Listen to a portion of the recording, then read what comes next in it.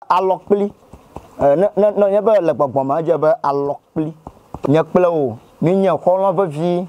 mi dena ha mi dran la gba me asi me ewo wo hiavi alo sron wo enya maga tro aga va degbo okay ko alokpli a mi pe le fi ma vajua ankwenya o sekete agbo afina magba un le fi gbo atuma gba un le che gbo ati magba un la chu gbo dona gba un le fana vi gbo anyiro ho manya tamo anyira vajua anyira moto vajua ankwenya kama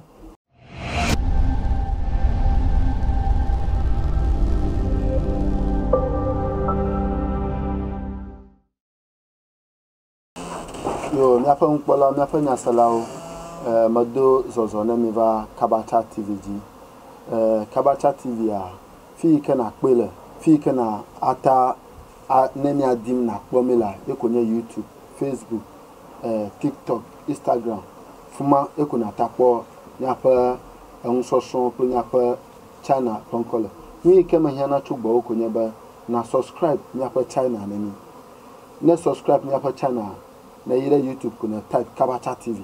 kuna subscribe nyapa channel nyapa program so nyapa de konwu yo ke bulami nya de view mi ba kodo nya ro kujiba nya harego ikeba habobo yo alo khosato no akpeba awo mi gale nyapa de konwu la sia yetako mi yufo mi je subo ya hoyoma subo amanye subo no be subo a afeba maglonya dada vodu no be vodu a egomede afeba aduya ma vodu amala nevo which is michomi mi ga chon koneba African what tradition shall help nkoma mi chonele yevu gbemema kake le nyapa nsoso ma mi no chacham le tepo vovovo ngata ohiamba na subscribe channel straight off kwa Kabata TV enyama host programmer nkonyenye prosper oklu havo le egba wonaoma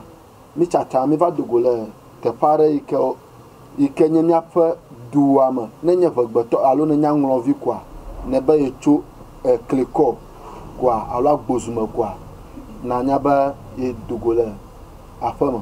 ta egba mi dogo mi afa togbi mi dogo a enye manye ka ke do ma hia wo manye eya nya osigbanto na pon le mi afa moji ta ni ma yo efonko no ma tere ye ntofanti no ayo efonko wa dedo kiwu fi ko le fi ke ne hia na pepere nwa ne va gbo a atakpere nwo ta na jom ma amita viare ne ma gbore ma ko togbi aveno ape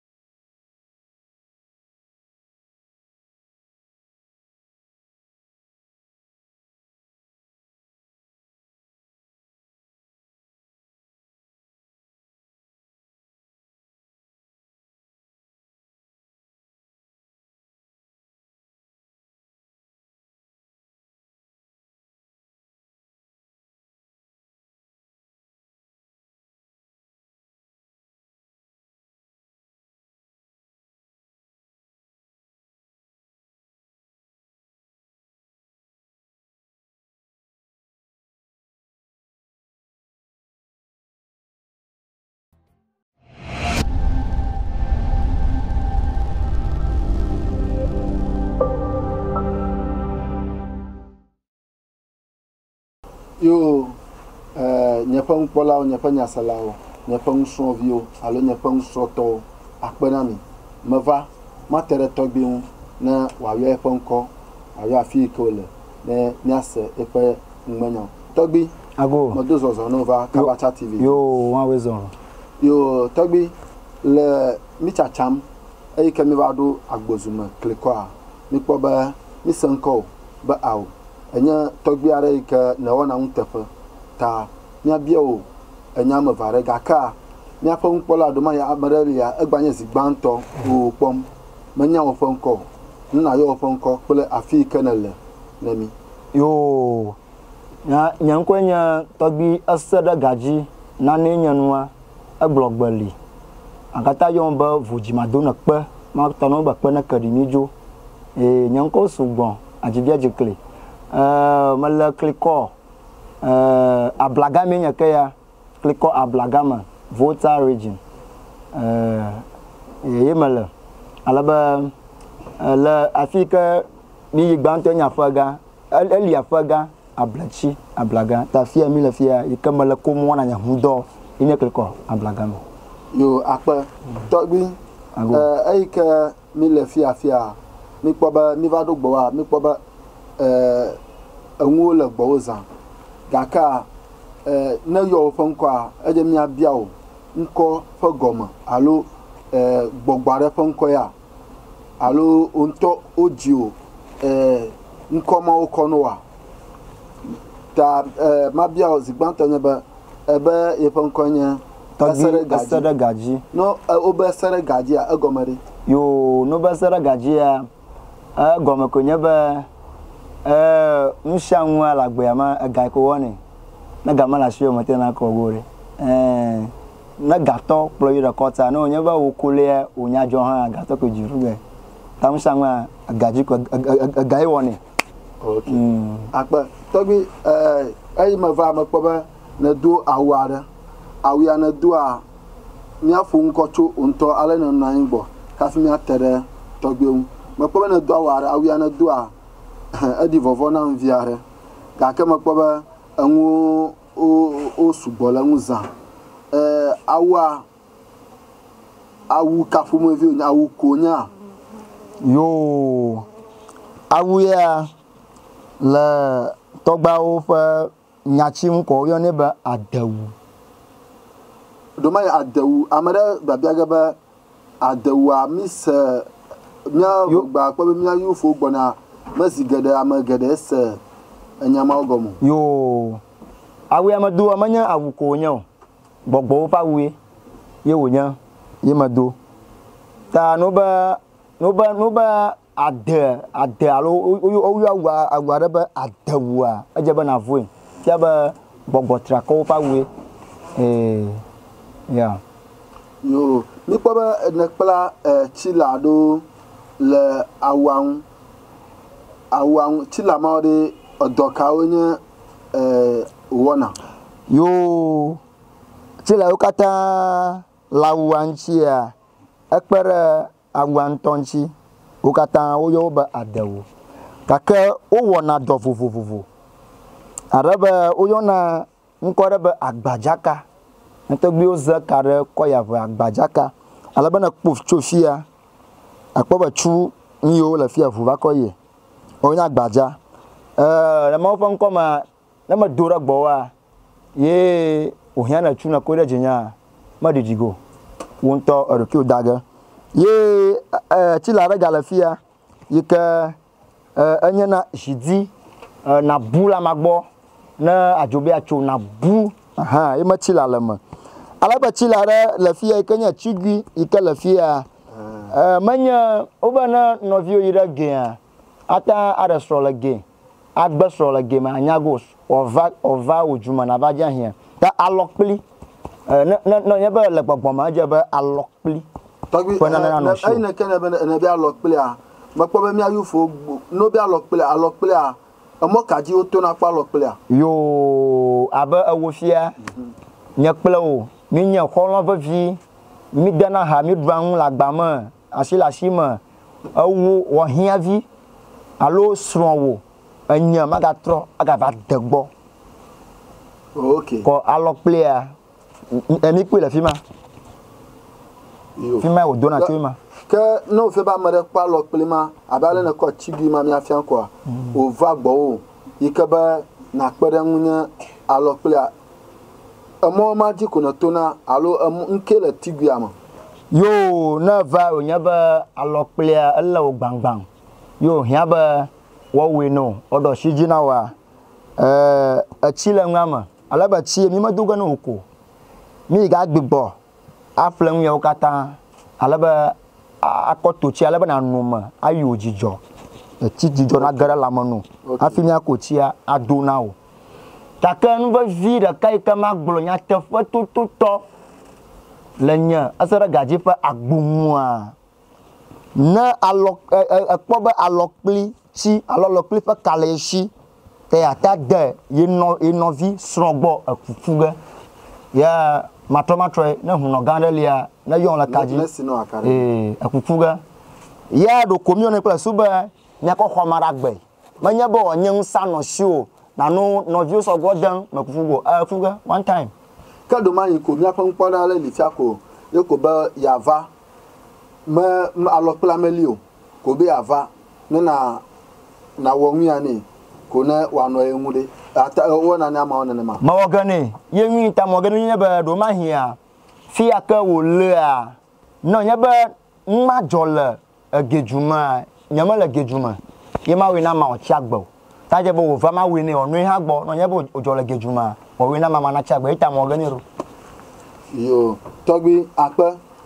me ga yide makpaba maglobe vodu makpaba vodu lo gbo zan le fia vodu wa makpaba ayi ka mata fun ko tun gban to nya ba vodu are le ya mafia anyi ye ko vodu aji vodu ma dokalo nke tane o le gbo afia do yo ye kon hari vajua ankwenya osekete agbo afinama gbaun la figbo atuma gbaun la chegbo achima gbaun la chugbo dona gbaun la fana viogbo anyiro homanya tamo anyira vajua anyira moto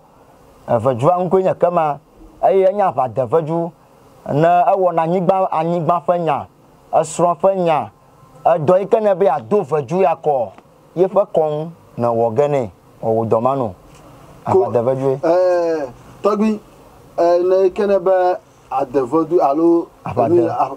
do mahi akpoba fifia egia amado lege kumanse langadnya ede na fulefuma do li kwa ma flanyigba ko ofia ba over nyigba khon lesi alo over nwi wolensi de mo kaji amato kafi khwanyigba mala masikule nseya yo vajuya pomila Torgbui anyiro ho manya tamo nyana vajo nyana moto sekete agbo pomila fia na ojona na ma onyaba wanyigba fling flower yepa nwuli onyangudo oyiga wo kono alunya ntoma tava abado nwanyigba no ye amayuka na kpoba wo tava nyigbaji na kama ga jore woju o yiga yo nkona nyanwro akọ ko nwade adara nyigbaji akamayuka nkomi yo amuko be khoni gba siwo mu fa ni gba na poba vajwa ulle ga dara ni gbaji kado mani ko ama evi amanya tun ko evi abayi da afumari awo ta nu mata emi gbona ba asro avi malamu okay kado mani enye malafia ko eko mazozon la bloji ko amova chum mata yo vodua abada vajwa yo go khono amo kaji mato mayo khonam yo amo ya ji na to o yo khono je ba vajwa na no shiwo o we fa kon no ko gbasale na gbagbo ga fima ko na po ba over 20 ko ma hovoduma amadesa da atava ko ahovodu akpo mi amadolia onye kristoto kaka nya chokoba viviti manwo wona ikaba o maganya ba yo ho voduma vodu anova khwede do na liga fa malo ano siko yo aba alekana kpomi na no blina wa bandi ba pastor ba na fia pastor mo fa o ba ma bleva juya no yo ko dagala ko malo o danala tapali alo atano bo afia ko awo na la gbanya mate do ga no okay taje ba ono gbo won tan ati tapali ono afi o ta o dono okay takano nyeba vagbonye o nyeba o jeba ma de ko o dono la nyigbaji ya meta de fia o do nyigbaji abale fia ko langado valora agbaji fia ko gidi ko na yon basara gaji la pa gbonye fia ko bo nim de sekete agbo fia ajojo ga bi o do ma aba agbenya considère de cas over 2 le brekum alaba ayibe o do le brekum agbenya considère de cas na ma e wona e pa do e ma na va de ko yiga abi o do ma no yo Torgbui Magapoba Vaudoire la fia. Non, c'est non, Mapoba, all la fia. Aha, de Ottavo, allo, Vaudou Mare, Vaudou Kaonia. Yo, Oba a Colia, Alidalam, Yavalia, Yavavioli, Monsioli, Catida Oli. Alaba, let me cover you and Yakoba,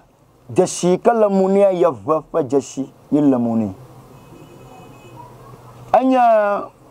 a Chuplashi. Kawana. You got the one never. Yeah, I want a new banya. A dragber. No, never burn a dragba, like a soul dragber. The Mujina, a dragajaka, the dog and you tougher. I feel way my door. When you're about Mamma, I'm given a big blama. Babana Namo. I know Namaka, I need banya. Nka dokana kovio amare fiu tia fiu li fia mumu fi plato mawa na dovajuya aka na nya na kpova afoya maka fia la ajaba wadagbara fama alaba me fifi o lidari yo makpova Vaudoire hala gagbama lefuma Vaudoire Vauduka onya aha na mabia question lo oh yenyo ma because nyapo nkola wa molona ba na mava nwike lasiwa no pe ba nwi aye lasio menya ba majo afia vokafi wa ba no nya bia ba nwi alaka nyima ya magba nyima bienya alaka ma yo kafla vajue mi kpoma ayenya zangbati matongba klafo bi usabagara mo no mota hachiko wa mo chigwa hago hunsun via klika yekwema vajua nanya vajua duvia atoza ngoma jiwo na sana karaji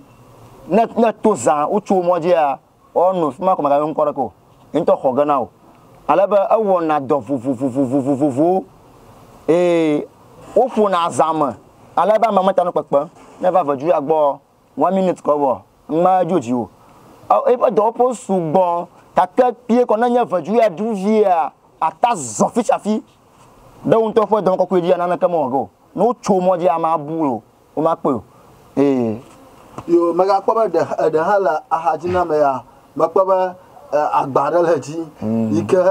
enwu oklaran voduma eha yo avajuya o me ga nwa fima rego mono vajuya po mi la fima yenya sokuji manja gbagbe ko gbaji naja o ma boju poto klika yema mi si omi wa habi mi wo yan sa fuma ya yema niba enwa la do alaba amaro na azamba yodu o ba yo wo chon yo wo na na ika yo wo la juma aba achi kafla nya to nya no ji agbama no vajuya ye makonya bana Torgbui kaja ba o mi da kuku agba na da monami nya wo kaya nya mako na pasa ko woni alaba atoli nya vaju club yeso aviae ta no nya ba bi adwazan achi bi agbama no de karaji nya ko mia anyi bana zakajako mia do vajuya ashiroga jina wo ngwa fitala baja Torgbui mena ga na de hala gbo because nya fa gama enya lega creator de hala gbo fia aha ayo ago nami kwa magavia mia kwa akpa village ma aha yenya kpanko oba vino jima ran na dawo pawra jima okuna na gbagaba vinya kho ta ga walaka akuna de jema gbodo mo ba wa kho na vojua la shiwo enya azan vojua ka maraka maga duru maraka odo to kushira ncho e o fozan o vojua la shiwo kafla o ha na fondi mi na do akpoga Torgbui ni mena ga na wu vodua in case amada miliku amada li ba yenwu jiram yema takpo na erokio anwu ya na fukoto vodua fia amo gazigada nyem kpola obia namba nke joka fi na ma ya magba nyem bia na nwi ke amana anonwu jiram alo business wom alo ole do fa ko wa nwi ni mo nyem kpola obia na nyama zigada ema aha ema kala laji vodua ma bia ba voduma de vodua de awona adoma ha vojua ekpena ramu la ashimoji pla do na mamoji aha alabana amara asichan asima nyomo nana kama nyona ma ima gbama gblan alo awona ma chan nyona no kako va gblan moji magango gba yimo a bana vanya me ga choko ako vodu apa jalan no be na velo aje ba makausa alabo ose do ranyi gba yaji ni na wo apo galanyi gba yaji e wo se glogana afima we no na bloni na dra aje makausa manya afima ko jalan no be la jalan ya alaba na be dra bloni ma na poga tano nya ba vako ina ba machine blan ma do na oglo ko ma ba nsali ko makunu wo no ma hia wo se ye gbon ma chuo ataro shiji Torgbui akpo enya elolo ka ma bia akpo ba miam kafia ko miam vafia which is ma bia mi ofia ko mi be na ka jalan are na mi de mi ta maka garo no aje ba na rema na ba ni ta yin ya jin lo nye fo npolawo mi akọ afuma adala vivitima na mi over mi akpo Torgbui le mogodo Torgbui aha makpo ba vodoaro la fia makpo ba chain ple nanu lo vodo a mediba ma bia o kata ga ka mata va Torgbui gbori aba bia hu de sade maso makpo vodoara makpo ba manya ba chuple eche ha o de ka obli de ka chain le koni de ka chain la foni a voduma le ke ole yo manyiba vodu anya vodu ge tu to magbade bo jongbe koso agba chokola agba kala chi fo gba fo chi o mo vi agbo we pili ejo gbangban Torgbui ma agba pe chode ba vi ma chode o ye po do na wa ali alaba anana ba na vodu ala shiwa attack pa o katoji na anwunyo na majim na ba vodu agbo ye po wo fali o wo gano anwunanyo no ye na amara ti tranchu ba ya wogodogodo awu konaku hafi ya avo oba hanku a majomadu tana vavaju ya me ya ba ya wo na do vaju ya okpobo odomoko ame ya ba ya wo na gayi ba bunya na ba ya wo ka je vaju na choma amo kajimito kwa amarali ya choko ba mala fugodo ika mata terenwo mata va gbo wa va gbo amo kajine to kafi ko odo manama yo amo la USA Canada Egypt ula ye voda ma wo donu amo kajime to fi wo donu nko ika la shiwo o pa full name nko ika oji ochono pala azan gbaka oji o pala o pa photo ajebo oro yin sara gajibo alaba photo ma ye wonka ye me ko ga fie foju ba amya fu ma vie ba ye magbamagblan mi dagbamaro na ya o photo ma yan o le fo ko ga na foju wo soji ave wo donu alaba wonko amakho wonko ma igara o sagbo ave yue ayira fangbo ave ke da wonko ji kona le ye fo da ha afan anfo ga chonchi o ma wona mo ma ka ma fa ma ton ta mo ji ma to na wona na mo la ye fo da inya kama yo Torgbui apa question do ko ga subo ma de magbavie nya cameraman no me ma tele Torgbui munye na capture Torgbui are le nya magba ma no la fia kata ma nya magba pom ga kama vovon vivi aha Torgbui ma pa be foto are la fia padlock kaflalo Torgbui enwala do padlock ple lavinta ple mia china do black community o lock do o do nyama ha pede nkejo ka mi ko china de jacob blavo do afọ kọrọ ne maro yo apa amani ko blia afiana court panya anya jore ji o la court anya ma kumo na vava ju agba nko nya pata mo honsu nyama nko mamla yogo we agbasa onya ta pata mo honsu na vagbo a ye na onya ba karaji ba nya la kota e panya e joko mi afaka ga saga na lock nyama ko nyama afan gbidi manga dogo amani ko chena ko blea blena na ma no nya ba lawyer o yika drazan una ro to nya nyu lawyer o ka drazan na kpo ba nyare va la court na kpoba mama nya njoko gbona ma be onyajo na hara gata be yakpo ga kukuga pie tano nya be onyajo na covid no nya be lawyer ejibi agble wonya ye anyana gble no ni blaga patama hosun alba lawyer nto faga kotako agloba azanwu yedu alo amanyajo yi nya kai ko wa mpi amle ma bojo ya hari mo kpoba de kan ya e pavile ngo ga pavile magba o play mo kaji ha wona dole yo abe to kuro da ma nyame o ka nyajilawo ni mabunao mi dona ndo gbo o fo fi de mi nyama gba mi on kuku da no ba una lo ni apeto kata alo la do fo e ko nya do fa na bonu ga tro e ko ra do mo do mo nya kata bojuma na du e awo do mo kata na ma lo su ba fino magba la fi gbo okay Torgbui ke makpa de kan la fia enye vodu no go la roklisi china de le vodu ma leke e ha pa momule yo vodu ma e ha awona dogara do kana koniko akule ma komo kana la ni do sa do na koniko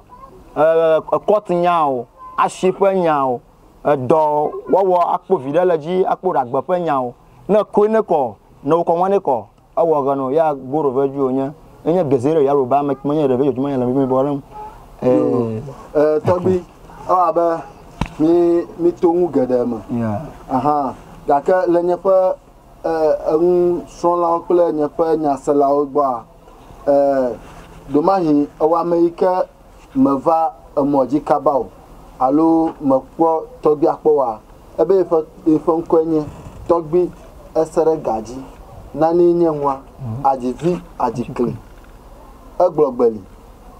aha Torgbui efonkwema ta aba gamelemi achomi adokuvie nemi gbori wako efanya mamleto akopotanemi ko mia awu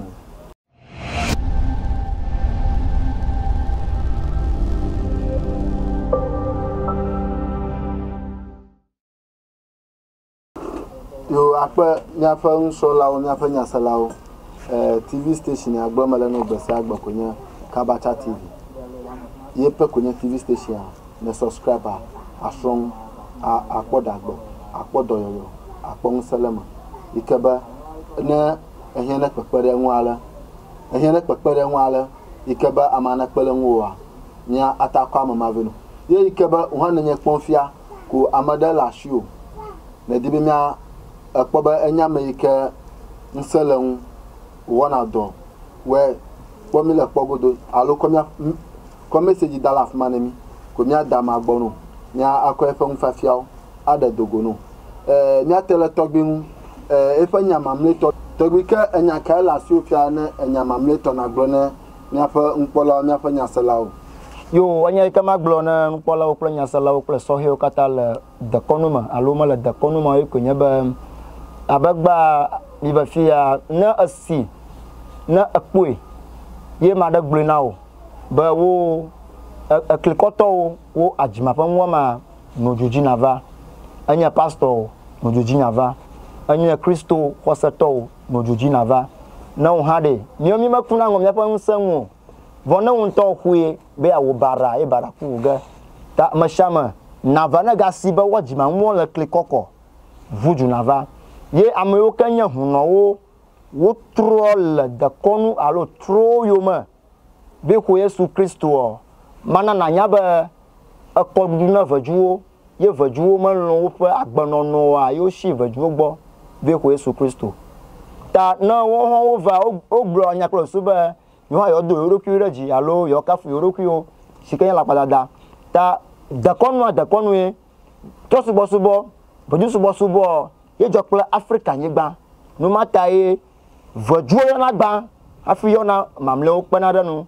na be ahla subo wa traditionalist Muslim and Christianity nyawo nyagba manaka maganya taw taka nwi kama ho trosubo la o be fitanya hu no we nya ba ajaba nyawo nan yika afiana atonyanya na nyigba wonya ba mi wonya toho da ka wo na no mi adomi afa vio mi orata na kpo no vio la gbaje na ho ni na msala show yi ma gbo na afa chuko kata o to yata pano no no amen ra amen apa mi afa nya salao mi afa nkpolao gba mi afa programs a okodo afia nkeke bubua na ga hia na Torgbui a maga kwebe no le mi afa nkpola mi afa nya strong mi afa nson la odomia TV station a efon konye Kabata TV na yira YouTube a na subscribe Kabata na yira Facebook a na like Kabata TV na yira TikTok na like na share videos de sia de ike na dara afuma na share na mi na nya zore ngo bekpere nwu ya alia nya kwa akpere nwu ni ike me hia na konye be subscribe nya fa channel na mi na like nya fa channel Kabata TV akpe na mi nya yi nkeke bubua na ya kwebe bye bye.